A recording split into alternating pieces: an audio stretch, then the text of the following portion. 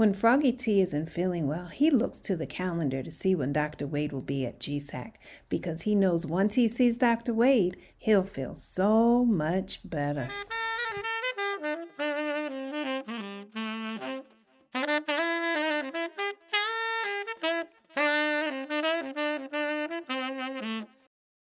Good morning, Gsac family. Happy holidays. For those who celebrate Kwanzaa, happy Kwanzaa, Hamarigani. Third day is Ujima, collective working responsibility. And today, collectively, we are working on this dog with Dr. Wade. Because we understand the responsibility we have for these animals. So, today this is Coco. Coco is in for rabies shot, distemper shot, and a wellness check. So, Dr. Wade, so what are we doing? How do we start with a dog who has all these things to do? Well, the first order of business is to try and calm Coco's anxieties. As you can see, she is trembling for fear. She doesn't know me. This is her first visit since her initial vaccines, and she's quite nervous, especially without her mommy. So we just gotta try and reassure her and let her know that all is well and she's in safe hands. Right, Coco? It's okay. It's okay. So we're going to start with friendly touch before we start to do invasive touch. So just some friendly touch, some rubs and some pets, the kind of thing that she's used to when she's with her family. So just to let her know that these hands are not harmful hands. We're trying to help you, okay? These are helping hands, not harmful hands, okay, Coco? Now, of course, she is going to get wind of what I'm doing eventually. But we're going to start with some nice touch while we're doing her exam and just looking over her eyes. She's got beautiful, bright, sparkly eyes. Look at those gleaming, beautiful eyes. Nice and clear. Her sclera, which is the white of her eyes, are bright white.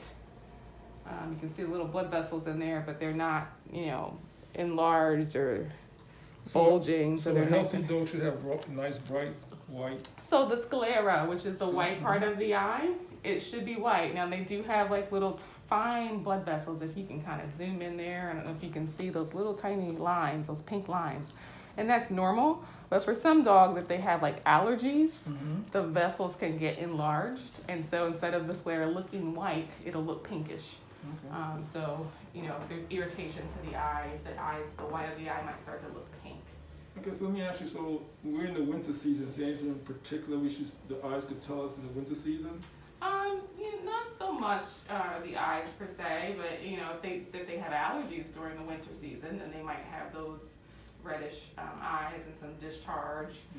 She's got like a little tiny bit of discharge in the corner of her eye, which is normal. So some dogs will get that tear staining, a little bit of brownish discoloration, which is normal. But if she were to have like yellow goop or greenish goop coming out of there, that would be a sign that the eyes are irritated and she might have an eye infection. So those kinds of things you want to have addressed, schedule an appointment to get them checked out.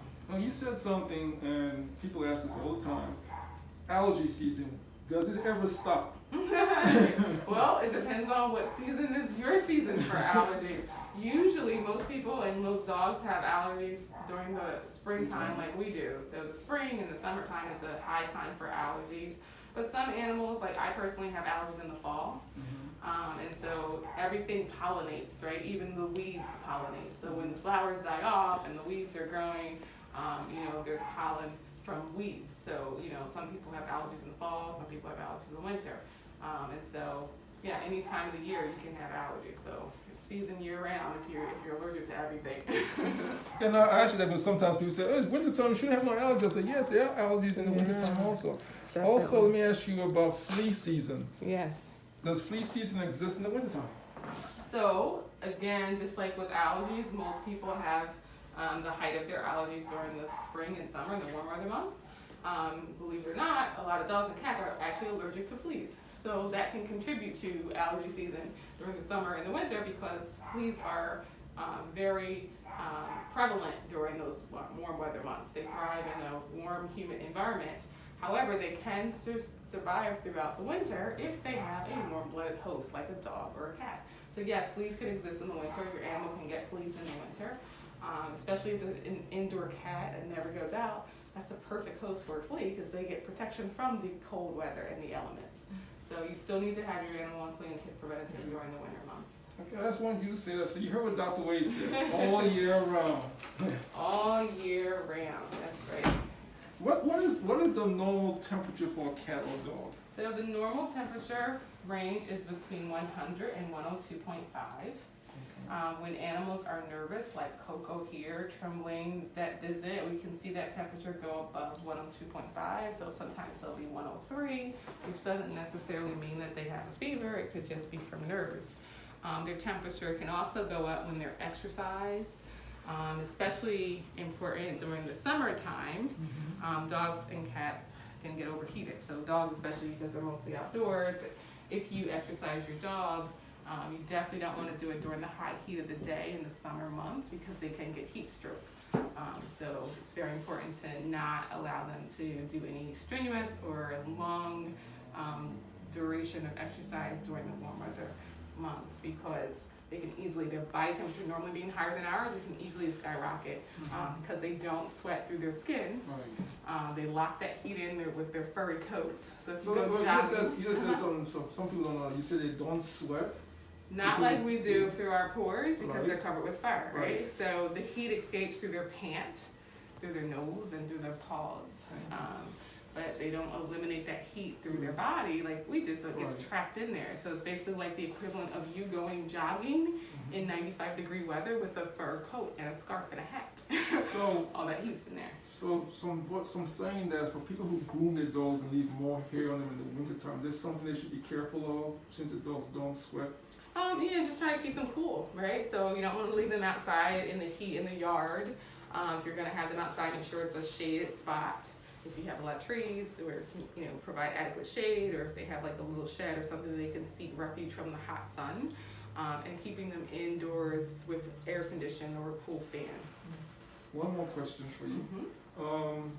People are getting puppies and kittens for the holiday season as gifts. Yes. Now, I know some people have called us about neutering and spaying. What is the proper age group, or how old should the animal be for spaying or neutering? Right. So most people will do it at the 6-month mark. Okay. Because the 6-month mark is the age of sexual maturity. So if we're trying to prevent that little dog, that male dog, from lifting his leg or humping the pillow or humping the kids, we want to try and get him neutered, at 6 months or, a little bit before, because after 6 months is when they start to exhibit those behaviors. Same thing for spay. If you don't want your dog to mate unexpectedly and surprise you with a litter of puppies, then 6 months is the key time, because after 6 months, anytime after that, they can go into heat. And if they go for a play date with your friend's dog who happens to be male and is intact, then surprise, you guys walk out the room, you might come back and find something a little bit unsettling. So 6 months is the key. But a lot of places like shelters often will do them very young because they want to ensure that before this animal gets adopted that it gets spayed or neutered. So a lot of shelters will do them, way early on, very young, a few weeks old and less than 6 months. But we typically do it at 6 months of age. Okay, for new dog owners, how many times a year do the female have their cycles? Twice a year, so usually 6-month intervals. Okay. But cats, they actually have a season. I think we talked about this before. They're seasonally polyestrous. So during their season, which is late fall to early winter, which is kind of like now, they go into and out of heat, and they start to do the demonstrative behavior, a lot of yowling, crawling on their belly, raising their rear in the air, those kinds of things. So the cat is in heat. When they go into heat, it's usually about for a 14 days, I should say, period of time. And then after that, there's a 2 to 3 week window before they cycle back into heat. So that's why it's kind of like, she's yelling all the time and she keeps making noise. Well, she's going to be in heat, and she's going to come out, and then she's going to go back in. And she'll keep doing that cycle during her season. Okay, so you just want to catch her in the interim when she's not in heat to get her spayed. So they cannot spay them or neuter them while they're in heat? You can, but it is a safer procedure when they are not in heat. We prefer to do it when they're not in heat because the uterus enlarges, the blood vessels enlarge when they're in heat. So we like to do it when they're not in heat. Okay. So we're gonna continue here with Coco. So what's next for Coco? So Coco, I'm gonna listen to her. I just, we did her exam as far as her eyes, checking her ears, her nose, her mouth. Everything's looking good. She's got a little bit of tartar on there, but not terrible. And so her ears are nice and clean. So she's checking out good so far. We checked her lymph nodes. We try to feel for what we call the peripheral lymph nodes, those that are on the outside of the body that we can feel. Mm-hmm. There are lymph nodes all over the body, but the ones that we check for her exam are underneath her jaw, in front of her shoulder, under her armpit, behind her knee. And we just want to make sure that they don't feel enlarged or painful or lumpy. We feel her belly to make sure that there's no pain or discomfort, make sure we're not feeling any odd lumps. So I would say that Coco, even though she has a beautiful girlish figure, she is a little bit on the over side. So she's a little over conditioned. So she could stand to lose a little tiny bit of weight. So we'll talk to Mom about that when she picks her up. She still has a little bit of her waistline, but starting to lose that a bit. She still has a tuck, which is kind of when the belly swoops up at the bottom. You want to be able to see that. And she does have a little extra padding on her ribs, so that's where she's a little over. So she's eating good at home. That's a good thing. But we want to make sure we don't overfeed her. Hey, Billy. Well, she's shaking a little bit less. She's still panting, she's still nervous, but she seems to be calming down somewhat. And you can see from her body language, just like her posture, her tail is tucked down. She's panting the whole time she's been here, and her little muscles are trembling. So she's very nervous. She's giving us that nervous energy from her body language. But she's still, in spite of her nerves, she's still being a good girl. She's still being a good girl. She's not trying to snap or bite. She's not getting like overly defensive. Oh, I know where it's down. Oh, okay, great, thanks. So we're gonna check that temperature and talk about the normal range. All right, big girl, let's go up. She's like, what are you doing back there? Good girl. So we'll see if her nerves drive her temperature above that 102.5 mark. So for people who are getting those puppies and kittens for Christmas and New Year, is there anything new owners should be aware of? So I will just say one thing that puppies and kittens don't make the best gift for Christmas because she's above 103. She's at 103.5 right now. I mean 103.1, excuse me, right now. But puppies and kittens don't make the best gift because you want having a pet is a major responsibility. So you want to make sure that the person that's receiving the gift has planned and prepared for it, or is in the proper headspace to take on that responsibility. So, unless you are certain that the person was in the market for a puppy or a kitten, it's probably not the best gift choice. And the other thing is, there is a bond that is established. So, right, usually people want to pick out their own pet because they want to feel like that there's a connection upon meeting them, right? So that also is one thing to consider. But yeah, it's also a lifelong commitment in most cases, or at least we hope it will be a forever home type of match. And so, you want to make sure that you don't try and decide that for someone, kind of let them come to that conclusion on their own. But if you have already gotten the little puppy that's in a box with a bow and you're ready to give it, then that's wonderful for that puppy, and hopefully things will work out perfectly.